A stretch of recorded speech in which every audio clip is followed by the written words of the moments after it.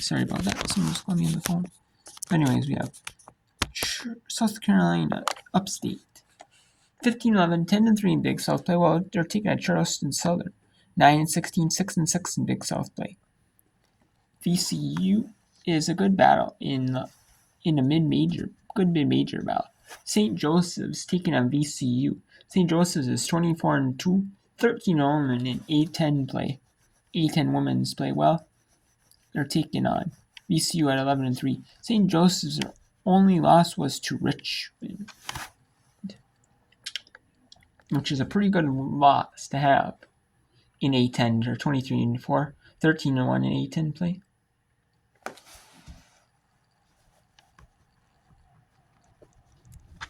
We have LaSalle is 7-18. They're taking on 4-10 A10 play. They're taking 23-4, 13-1 Richmond. They're up 51-24.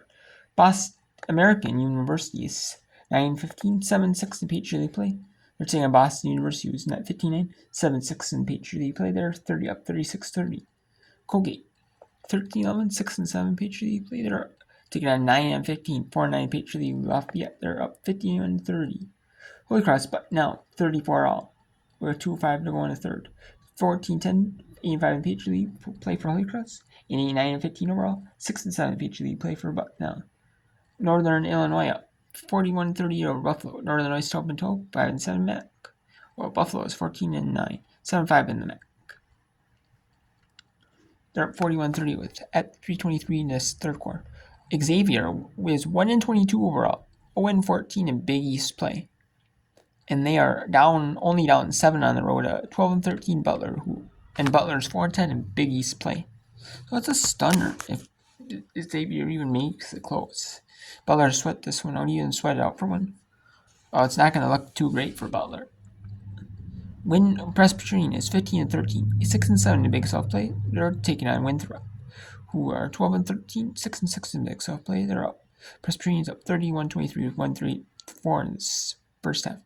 Longwood is 6-18, 3-9 in Big South play, while UNC Asheville is 10-16, 4-9 in Big South play. They're up 36-26 at half.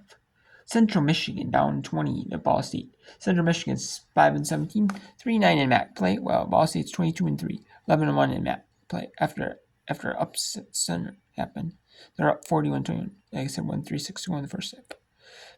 Villanova is up 10-6 on Province. They're 16-9 Villanova is 9-5 Big East, but Province is 12-15, 16 Big East play. Purdue, Michigan State's up 8-6 on Purdue. Michigan State's 18-7, 8-6 in Big Ten play. Purdue is 11-14, 4-10 Big Ten play. Rutgers is down 5 to Maryland with 4-3 in the first. A 16-11 Maryland lead. Rutgers is 8-20, 2-13 in Big Ten play, while Maryland is 15-10, 7-7 Big Ten play. Gardner-Webb is 4-21, 3-9 Big South play, while Radford is 11-15, 7-5 in Big South play. Gardner-Webb's up 14-6 with 5-3 in the first. Massachusetts is up 12-10 on Chicago with 1:45 in the first. Massachusetts is 3-24, 1-14 in A10 play. Well, Chicago is 12-14, 6-9 in A10 play. And then George Mason's up 8-7 St. Bonaventure, 4-8 in the first. George Mason's 25-11, 3-10. While St. Bonaventure is 4-21, 1-13 in the A10. Loyola, Maryland is down 1 to Navy, 10-9. Navy leads. 2:34 in the first. Loyola Maryland is 13-11, 8-5 in Patriot. Navy is 8-9-15, 5-8 in Patriot play. Bowling Green is 9-7 lead over Akron. Bowling Green is 12-11, 6-6 in the MAC, while Akron is 9-14, 4-8 in the MAC. Miami, Ohio is up 10-5 on Toledo. Miami, Ohio is 7-16, 4-8 in Big MAC play, while Toledo is 19-4, 11-1 in MAC play. Western Michigan's up 14 in Eastern Michigan with 3:42 in the first quarter to go. 10-13, 5-7 for Western Michigan MAC, while Eastern Michigan 6-17, 2-10 in MAC play. A starter here. Robert Morris is up 12-8 on Wright State, 3:40 in the go in the first quarter. Robert Morris 6-20, 2-15 in the Horizon, while Wright State is 15-13, 9-8 in the Horizon. Purdue Fort Wayne is down 5 to Northern Kentucky 10-5. Purdue Fort Wayne's 17-10, 10-6 overall, while Northern Kentucky is 19-6, 9-16, 7-9 Horizon play. Cleveland State is 13-5 leaders on IUPUI. 4-10 to go. Cleveland State's one of the best mid-majors in the country, 23-4, 14-12, 2 in the Horizon, while IUPUI is 6-19, 4-12 in the Horizon. Dane had their game against Davidson canceled. It was on Davidson's end, and there's not enough time for Davidson to make it up before the start of the conference tournament in the Atlantic 10 on the women's side. So they instead scheduled the game against Miami, Ohio, like a D2, D3 NAIA type school, as they had to scramble to schedule one. So they had, and obviously most teams, they're not going to be able to schedule as a D1 team unless it's like Chicago State, but Chicago State just played yesterday. So they scheduled with like a lesser school, but get them some good experience, And basically, they treat it as like an exhibition game. And so is Dane, Dane kind of treats it like 1-2. St. Fordham up 12-10 on St. Louis. Fordham 10-15, 5-9 A10. While St. Louis 11-16 A10.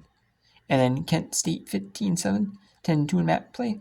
They're up 15-10 on 7-16, 4-8 in the map, 4:23 in the first.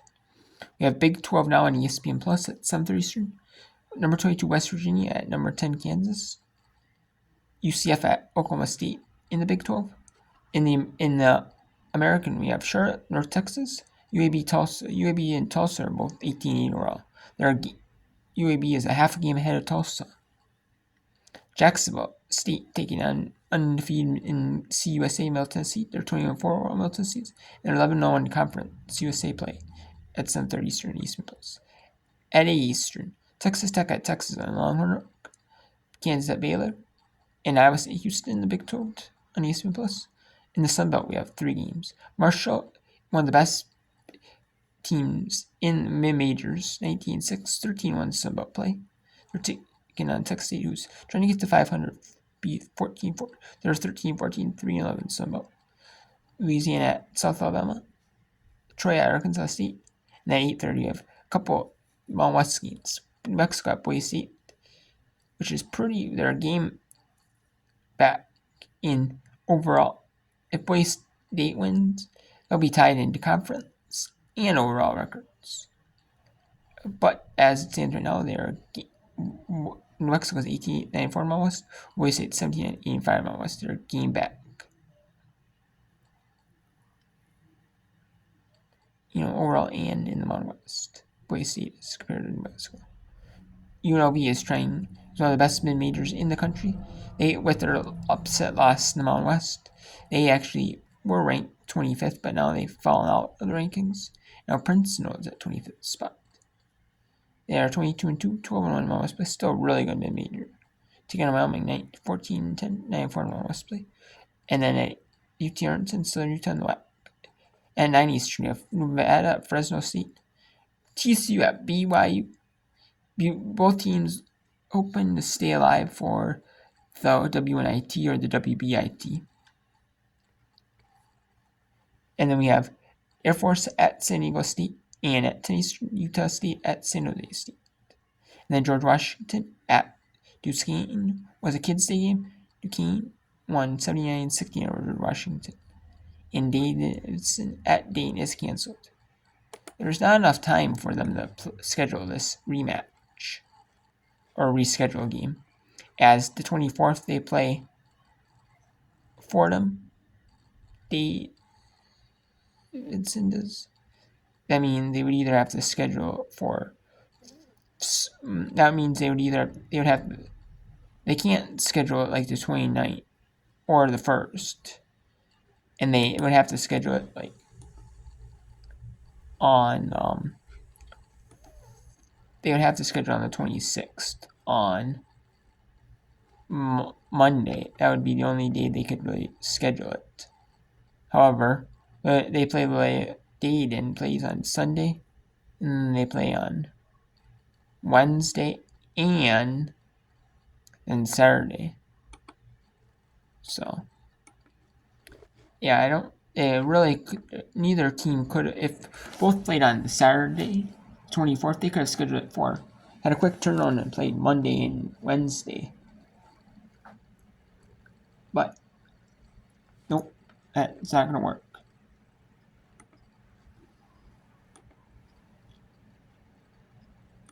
And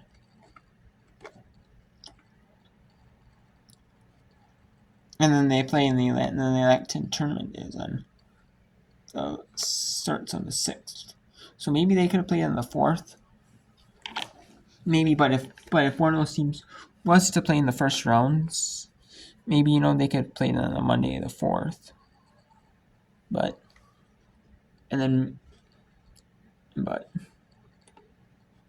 I mean, there's really not a lot of wiggle room that neither team has, to reschedule. So let's go to a good mid-major battle. And actually, let's go to Holy Cross at Buck now. And then we'll go to once St. Joseph's at VCU is back from the media time. I'm out. St. Joseph's and VCU, they both in Richmond. All three deserve to be in the NCAA tournament or the WBIT. All three really do deserve to be in the NCAA tournament. But that's not. That's not the way it's. I wish it was going to work like that. All three would make it in. But even Richmond or St. Joseph's, one of them two's not. Both of them aren't going to make it, unfortunately. So but both of them, if they are in the WNIT or the WBIT, they're both going to be really, really good teams, and for the tournament, for those tournaments. So let's go to the announcer at Bucknell University, where Holy Cross has a 41-40 lead with 6.5 to go.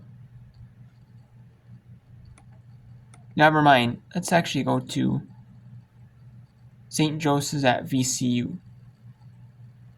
It's 42 all. No, VCU just scored to make it 44-42. Get started for both the Hawks and the Rams here.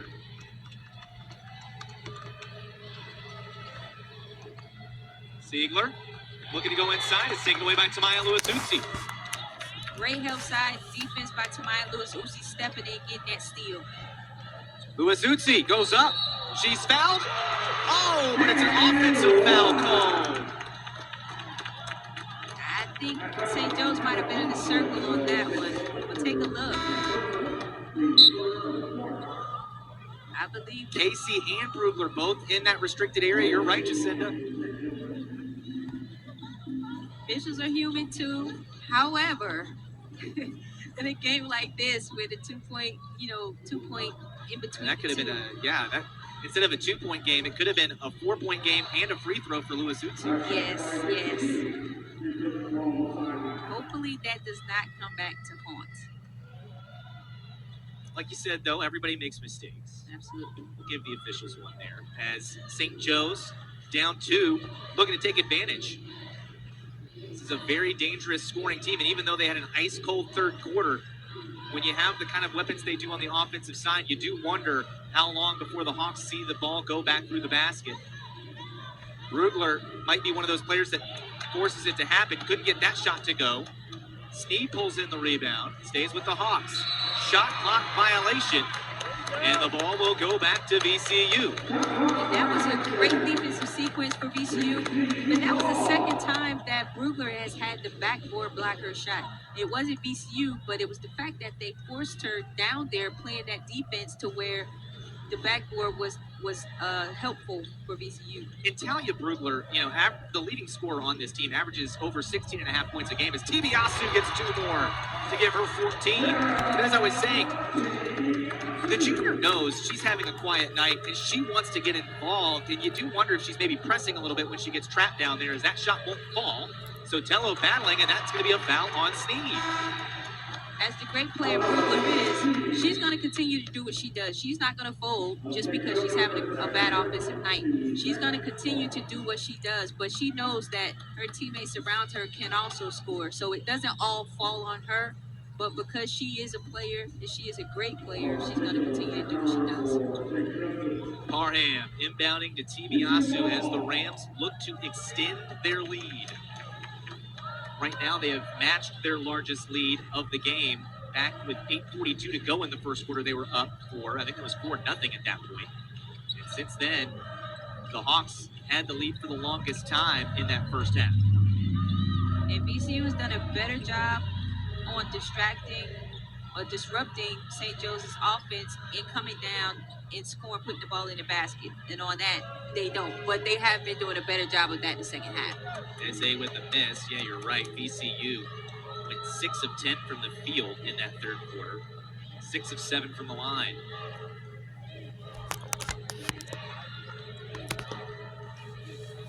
Hawks get a basket there, and there is Brugler. You did wonder when we would start to see the Hawks go to Brugler. They do there, and it's back to a 2-point game.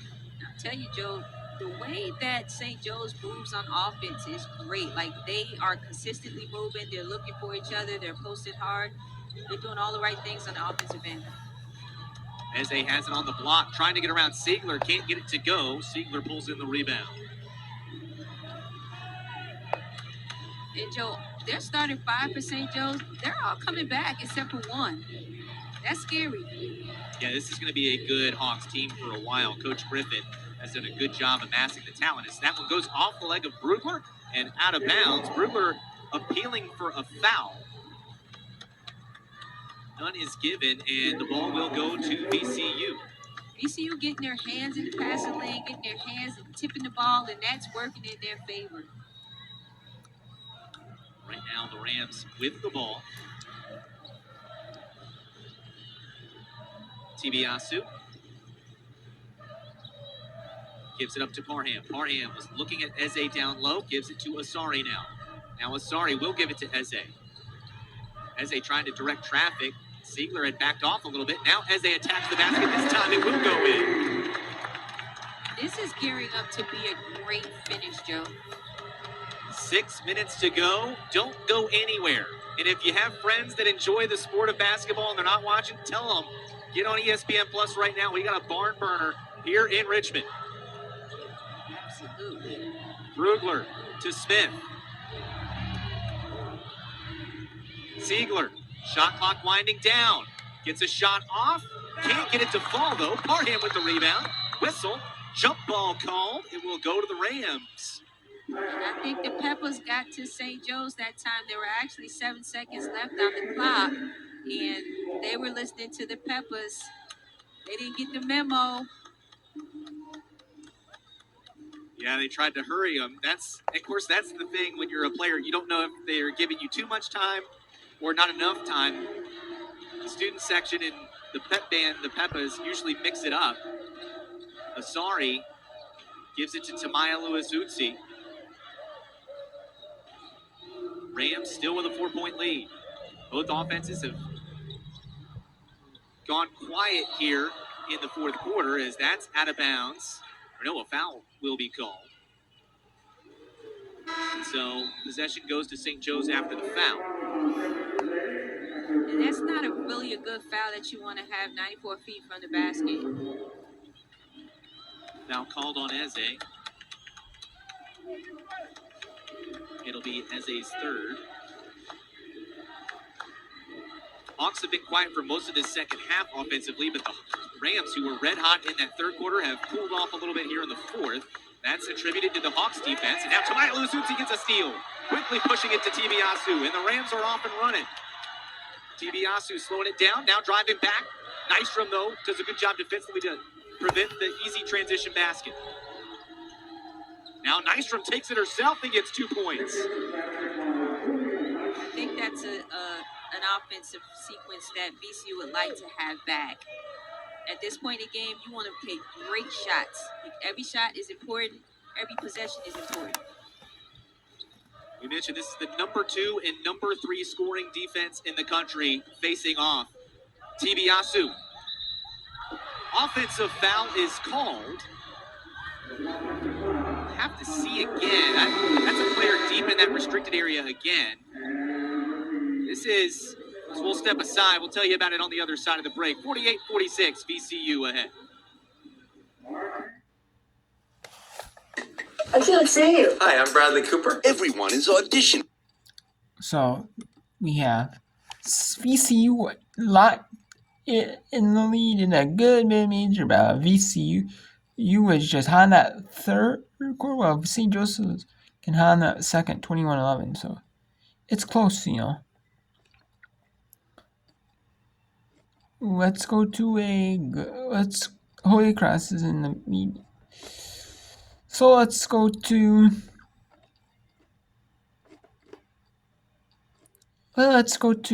Lafayette at Colgate here for final 227.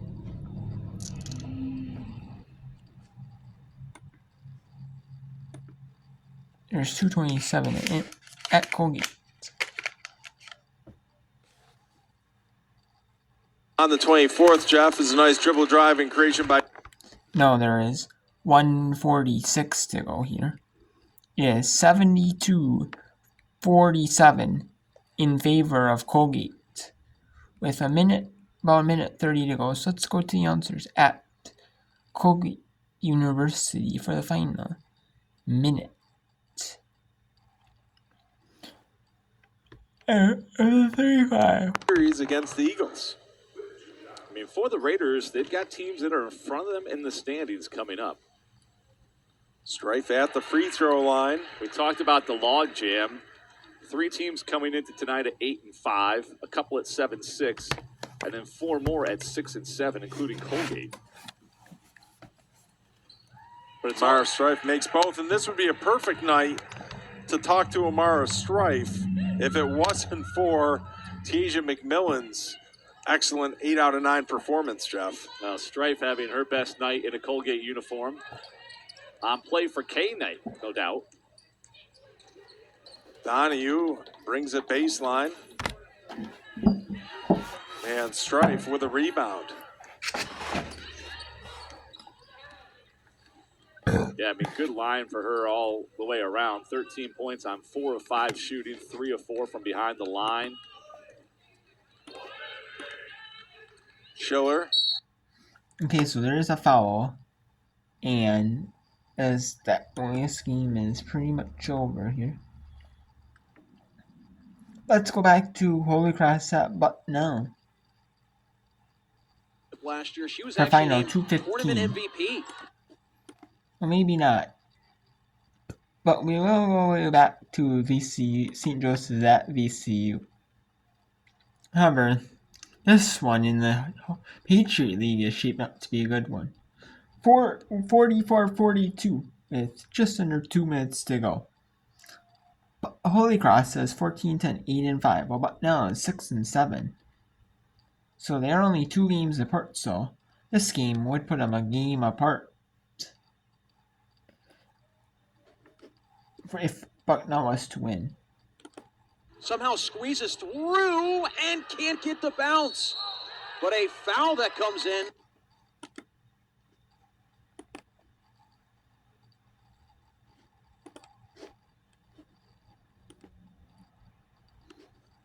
And yes, there are a bunch of games on right now. There are none that have ended, though. None that have ended. No, except for the Kids Day one, but none that have ended right now. But Lafayette and Colgate, this is going to be the first one to end their game. So let's go back to VCU at St. Joseph's. And when Holy Cross Bucknell gets closer to the end, we'll get you back to that one. As this is the game of the night here in women's basketball, the mid-major game of the night. There is a game, the second game. This is the second best game. The first best one is number 22 West Virginia at number 10 Kansas, but this one is pretty close, is a really good battle as well.